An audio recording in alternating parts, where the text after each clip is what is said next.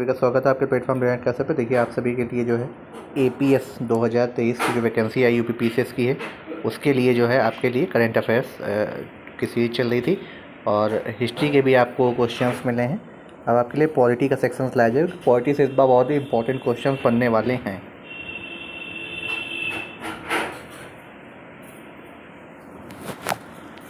आइए देखते हैं कुछ महत्वपूर्ण क्वेश्चन जो हैं आपके लिए।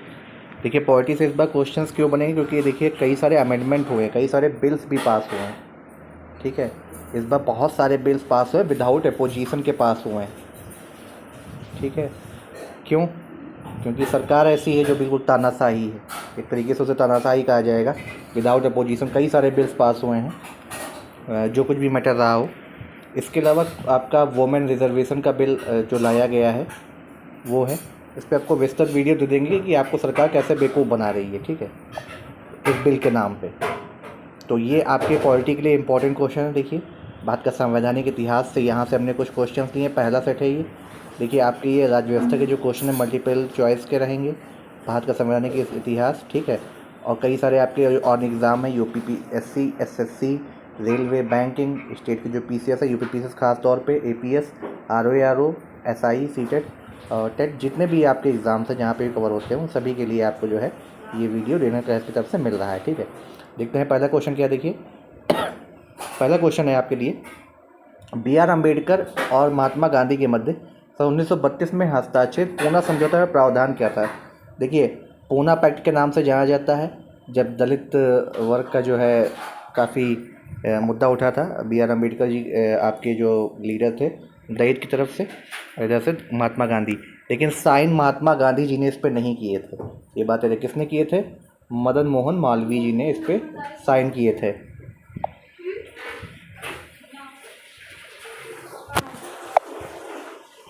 देखिए आपके साइन जो किए थे मदन मोहन मालवीय जी ने किए थे और BR अम्बेडकर। इसे पूना पैक्ट बोला जाता है, सन 1932 में हुआ था ये। तो इसमें आपके 4 ऑप्शन है। पहला, भारत के लिए डोमिनियन स्टेट बनाए जाने का बिल्कुल भी, ये तो चीज़ बिल्कुल भी नहीं थी इसमें। कौन कौन सी चीज़ थी आपकी? मुसलमानों के लिए भी नहीं था, इसमें नहीं था। और इसमें केवल एक ही आपका जो है राइट आंसर बन रहा है, निम्न वर्ग के लिए आरक्षण सहित संयुक्त निर्वाचन क्षेत्र, यानी निर्वाचन क्षेत्र यानी दलित वर्ग का पूरा यहाँ पे जो है। और इसी टाइम आपकी हरिजन पत्रिका भी महात्मा गांधी जी ने लिखी हुई थी। पहले क्वेश्चन का आंसर ऑप्शन नंबर डी। अगला, 2 सूचियाँ दी गई हैं, इनको मिलान करना है। ऐसे क्वेश्चन बहुत आते हैं। पहले सूची में देखिए आपके दिए गए हैं कुछ सांप्रदायिक तरीके से कुछ दिए गए हैं। देखिए क्या कहते हैं, सूरत का विभाजन, कुछ घटनाएं हैं। सूरत एक्सप्लिट जिसे बोलते हैं, 1907 में हुआ था ये। और रास बिहारी बोस आपके इसमें लीड कर रहे थे, कांग्रेस के अध्यक्ष थे। ठीक है, कांग्रेस के सेशन के अध्यक्ष थे उस बार के रास बिहारी बोस। 1916 में ये लखनऊ पैक्ट हुआ था, लखनऊ समझौता। तब ये आपके मुस्लिम लीग और ये जो सूरत की फूट था विभाजन था, इसको ख़त्म कर दिया गया था। मुस्लिम लीग और कांग्रेस एक ही मंच पे आ गए थे, सूरत में अलग हो गए थे। 9 साल तक अलगाव रहा था। दूसरा बी में क्या है? सांप्रदायिक अधिनिर्णय। तीसरा सर्वदलीय सम्मेलन। चौथा पूर्ण स्वराज का संकल्प। अब आपकी इसमें सूची क्या दी गई? दूसरी ईयर्स दिए गए हैं 1929, 1928, 1932, 1907, 1905। तो इसमें आपका राइट आंसर क्या होगा? इसका देखिए, अगर आप कर देखिए तो सूरत की घटना हमने आपको बताई थी। सूरत की घटना कब से? 1907 से रिलेटेड है। तो पहले का ऑप्शन नंबर 4 से मिलान होगा। तो ऑप्शन नंबर सी काट दीजिए, सी नहीं होगा, 2 में है।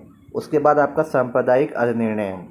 सांप्रदायिक अधिनिर्णय आपका कब हुआ था? 1932। यही पूना पैक्ट जो भी आपने देखा था, सिर्फ नाम चेंज है। सर्वदलीय सम्मेलन कब हुआ था? ये आपका हुआ था 1928 में। और लास्ट आपका क्या है? लास्ट आपका पूर्ण स्वराज का संकल्प, ये आपका हुआ था 1929 लाहौर के सेशन में। लाहौर में जब आपका कांग्रेस का सेशन हो रहा था। ठीक है, तो इसका आपका राइट आंसर क्या होगा? Option number B. ठीक है, अगला, निम्नलिखित में से किस अधिनियम द्वारा भारत के गवर्नर जनरल को अध्यादेश जारी करने की शक्ति प्रदान की गई थी? Most of the UP PCS के जितने भी अभी तक एग्ज़ाम हुए हैं, इस क्वेश्चन को कई बार घुमा फिरा करके पूछा गया। पेट में भी इसके चांसेस है पूछने के। पेट में अब इस तरह के क्वेश्चन आपको मिलेंगे, क्योंकि पैटर्न आपका काफ़ी चेंज कर दिया है GS के मामले में। साथ ही साथ APS में और ARO में सभी के लिए इंपॉर्टेंट क्वेश्चन है। कौन सा है? चार्टर एक्ट 1833 से वो शक्ति मिली थी। भारतीय परिषद अधिनियम इंडियन काउंसिल एक्ट बोला जाता है 1861, Indian council act 1892, Indian council act 1909। तो किस में मिली थी? ये आपका भारतीय परिषद अधिनियम इंडियन काउंसिल 1861 में ये शक्ति दी गई थी। ऑप्शन नंबर 20 का राइट आंसर है। अगला आपका फिर कोड का क्वेश्चन आ गया है। सूची 1 और सूची 2 को मिलाना है। पहली सूची में क्या दिया गया है? कुछ आपके इसमें घटनाएं हैं जिनसे रिलेटेड आपके कुछ लीडर्स हैं। तो पहली सूची में आपको घटना दी गई अगस्त घोषणा, अगस्त डिसीजन बोला जाता है, अगस्त रेजोल्यूशन, अगस्त प्रस्ताव, अगस्त संकल्प, प्रत्यक्ष कार्यवाही दिवस। ये बहुत इंपॉर्टेंट है, अभी आपको आगे चल बताते क्यों इसलिए। सूची सेकंड में क्या है? लॉर्ड लिंथिगो है, लॉर्ड मॉन्टेग्यू, मोहम्मद अली जिन्ना या महात्मा गांधी। ये 4 ऑप्शन आपके दिए गए हैं। इसमें आपका राइट आंसर क्या होगा? देखिए, अगर हम देखें अगस्त घोषणा, तो अगस्त घोषणा जो आपकी करी थी लॉर्ड मॉन्टेग्यू ने करी थी। तो पहले का आपका ऑप्शन नंबर क्या होगा? पहले का आपका ऑप्शन नंबर होगा ए का ऑप्शन नंबर होगा 2, लॉर्ड मॉन्टेग्यू। दूसरी अगस्त प्रस्ताव, अगस्त प्रस्ताव आपका लाया गया था किसके द्वारा? लॉर्ड लिंथिगो के द्वारा। ठीक है, 2 हो गए आपके। तीसरा आपका प्रत्यक्ष कार्यवाही दिवस, आपका जो चौथा है प्रत्यक्ष कार्यवाही दिवस से संबंधित कौन है? ये आपके संबंधित है महात्मा गांधी। और आपका अगस्त संकल्प से संबंधित कौन है? प्रत्यक्ष कार्यवाही दिवस से आपके संबंधित कौन है? सी से ये आपके संबंधित है मोहम्मद अली जिन्ना। ये पाकिस्तान का ही दिवस था, प्रत्यक्ष कार्यवाही दिवस मुस्लिम लीग ने जो मनाया था 1946 में। ठीक है, तो इसका आपका राइट आंसर क्या होगा? Option number A. Option number A आपका राइट आंसर है इसका। अगला, रेगुलेटिंग एक्ट पारित किया गया, इंपॉर्टेंट क्वेश्चन है। रेगुलेटिंग एक्ट कब पारित किया गया था? 1773 में, 1773, ऑप्शन नंबर ए। ठीक है, लॉर्ड विलियम बेंटिक, याद रखिएगा। रेगुलेटिंग एक्ट के थ्रू ही भारत के गवर्नर जनरल बने थे वो। भारतीय गवर्नर जनरल को किस एक्ट के द्वारा अपनी समिति के निर्णयों को अस्वीकार करने का अधिकार मिला था? क्वेश्चन नंबर 6 जो है किसमें अधिकार दिया गया था समिति के निर्णयों को अस्वीकार करने का? डिसीजन को नॉट एक्सेप्टिंग। इसका राइट आंसर होगा ऑप्शन नंबर सी, 1786 का अमेंडमेंट एक्ट। महारानी विक्टोरिया को भारत की सामग्री नियुक्त किया गया था। सामग्री से मतलब यहाँ पे सम्राज्ञी यानी सम्राट होते, तो इनको कब नियुक्त किया गया था महारानी विक्टोरिया को? इसका आपका राइट आंसर 1858, जब क्रांति आपकी ख़त्म हो गई थी। 1857 का जो विद्रोह हो चुका था, तो सीधे क्राउन को शासन मिल गया था, क्योंकि विक्टोरिया जी वहाँ पे थी। सीधा कंपनी से आपका कहाँ गया था? क्राउन को दे दिया गया था अधिकार यहाँ पे। और इसी के बाद आपके कौन से बने थे? लॉर्ड, जिनको वाइसरॉय बनाया गया था। इसके बाद गवर्नर जनरल का पद खत्म हो गया था। Lord Canning is the first viceroy of India. अगला, महारानी जो विक्टोरिया थी ने 1858 में घोषणा की भारतीयों को बहुत सी चीज़ें दिए जाने का आश्वासन दिया था। आश्वासन ब्रिटिश शासन ने कौन सा आश्वासन इसमें से पूरा किया था? तो इसमें जो आश्वासन पूरा किया था वो आपका ऑप्शन नंबर बी है, 8वें का।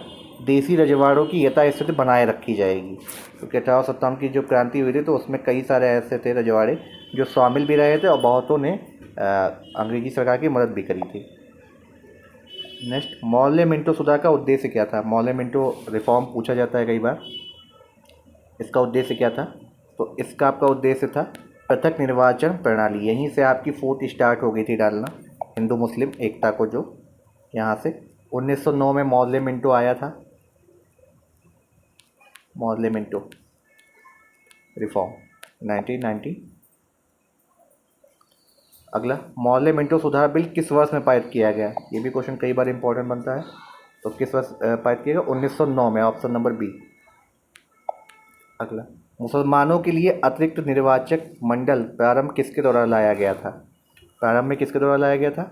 तो ये वही है, देखिए, मुसलमानों के लिए अतिरिक्त निर्वाचक मंडल यानी हिंदू मुस्लिम एकता को यहाँ से तोड़ा गया था। मोर्ले मिंटो रिफॉर्म सुधार 1909, सुधार का नाम देकर के इसको तोड़ा गया था, रिफॉर्म वो बोलते हैं इसको। अगला, 1909 के इंडियन काउंसिल एक्ट में किस बात की व्यवस्था की गई थी? तो किस बात की व्यवस्था की गई थी 1909 के एक्ट में?